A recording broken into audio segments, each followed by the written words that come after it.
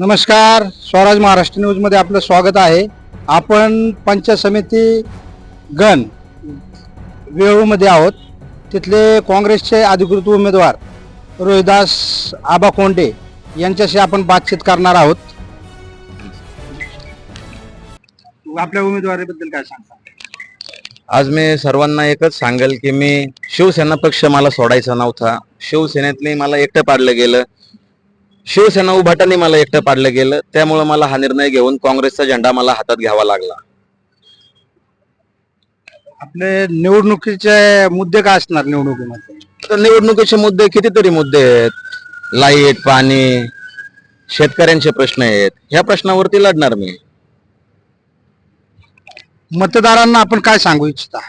मतदारांना मी एकच सांगेल की तुम्ही सर्वांना संधी दिली, एक मला संधी देऊन बघा. मी त्या संधीचं सोनं नक्कीच करणार. आणि तुम्ही मला ज्या ठिकाणी बोलावताल, जी मला तुम्ही कामं सांगताल, मग ते शासकीय असू द्या, घरची असू द्या, कुठलीही असू द्या, ती कामं मी करण्याचा प्रामाणिक प्रयत्न करेल. आबा यांचं असं म्हणणं आहे की मी सर्वसामान्य कुटुंबातला असून इतर उमेदवारांना ज्याप्रमाणे आपण आतापर्यंत संधी दिली आहे ती एकदा मला संधी द्यावी अशी त्यांनी मतदारांना विनंती केलेली आहे.